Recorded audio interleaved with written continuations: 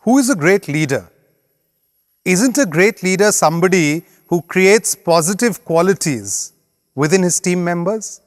That's my definition of great leadership, the ability to create a positive feeling within the hearts and minds of the people one is working with. That is positive leadership. That is dynamic leadership. And what are these positive qualities?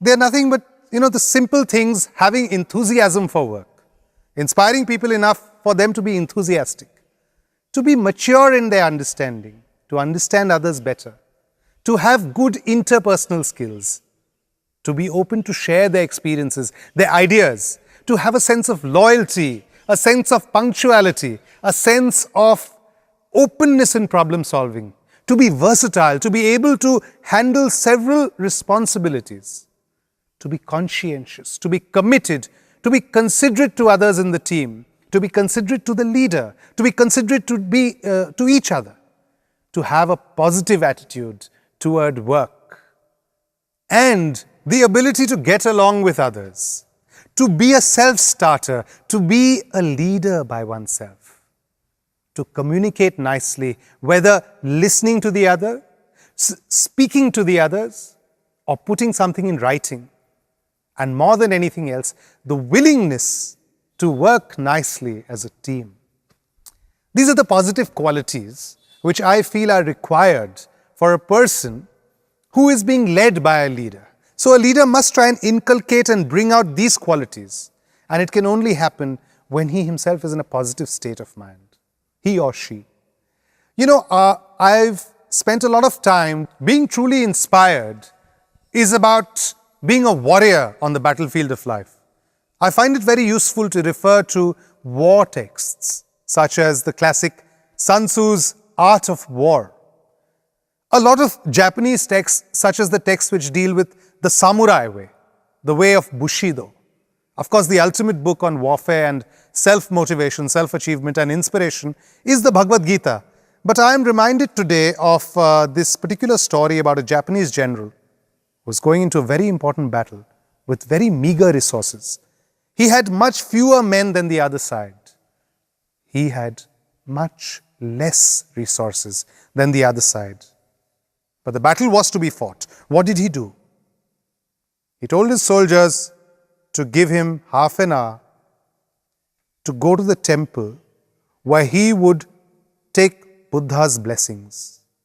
And with Buddha's blessings come out, and together they'd win the war.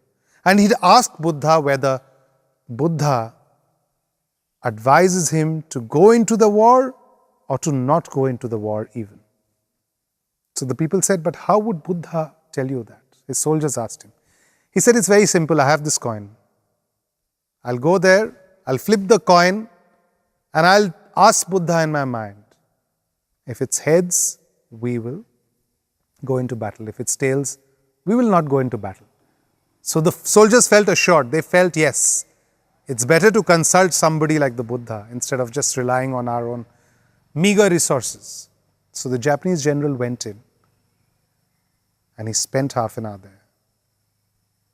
And he came out with the coin in his hand.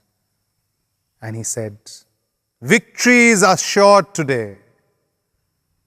See, the Buddha has accepted. I asked him heads or tails. He said, you must go into battle. Today you are sure to win. And the soldiers felt very strengthened. They went into battle, and sure enough, they beat the enemy, who was much superior to them. And after the battle, the Japanese general disclosed the secret. He says, it is a double-headed coin. It had nothing to do with what Buddha said. It's a question of self-belief. It's a question of utilizing all the resources we have within ourselves. The half an hour he spent was just an excuse to instill belief in people, and that is what great leaders always do. They instill a sense of belief within people. Look at the business world. Isn't that Steve Jobs' greatest ability? To instill a belief system, to make people believe in his cause. Why is Apple more innovative than other companies over the years? Because they have this sense of self-belief, integrity, always doing the right thing as leaders. and coming up with projects, with products which are more innovative from time to time. Not a question of resources.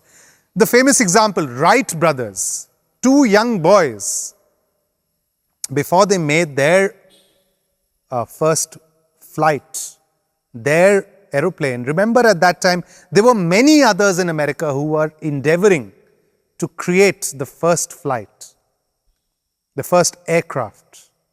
There are very many names who were much better funded. They had many more resources than the Wright brothers. Why is it that these two boys made it? It's a question of self-belief.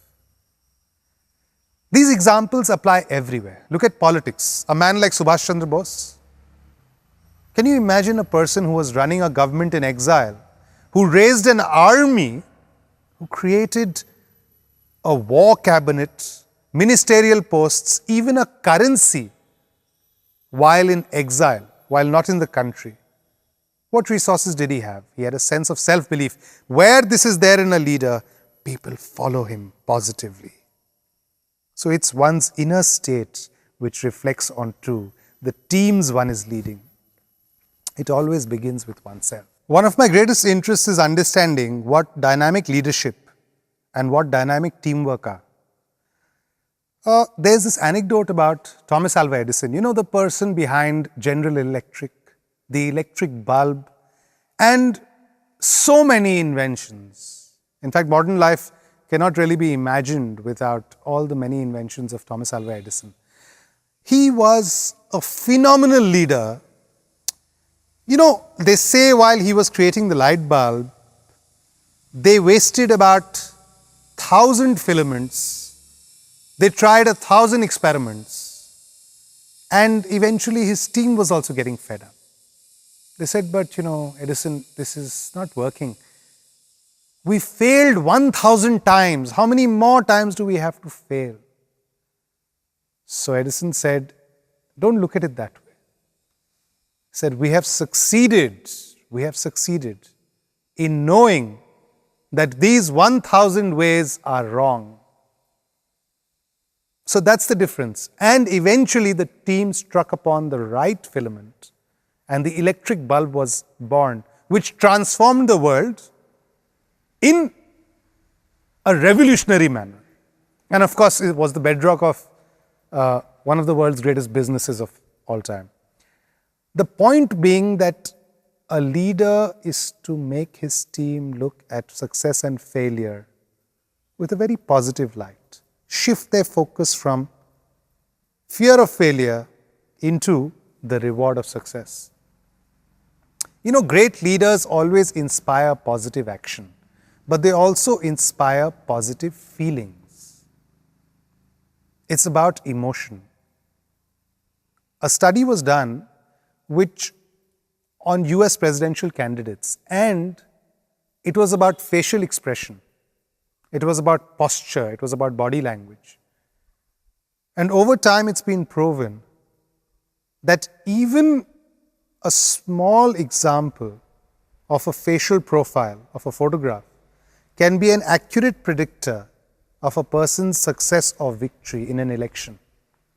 Because it's that sense of positivity that which a person manages to convey, which makes all the difference.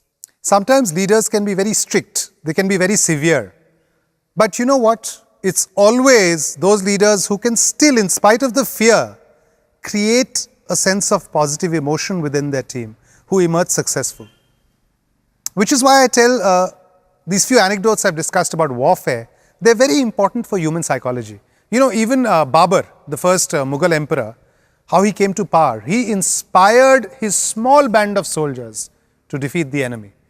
So warfare is a very interesting, because it's a crisis situation, it's the ultimate crisis situation. Alexander used to do the same thing, inspire his troops. A good general knows how to inspire his troops. Because without that, there is no courage. There is no wakefulness. There is no sense of, absolute urgency to accomplish this task. So the general may be strict, but still he commands some positivity within the hearts of his soldiers, within the hearts of the team. In the early 20th century, there's this anecdote between a Far Eastern general and a Western general, which is supposed to have happened at the turn of the century, when this Western power had defeated this Far Eastern power. So the two generals from either side were talking. And the Far Eastern general said, but you know, my soldiers are so brave. What is the reason for your success? We've done everything possible. Our resources were there, our strength was there, our courage was there. So the Western general said, but you know, I have a secret. So the Eastern general said, what secret is it? The Western general says, actually, before the war, we pray to God. And God grants us the wish of victory. So the Far Eastern general says, but hang on, that's not, you're not the only people who pray. We pray like anything before the war, before the battle.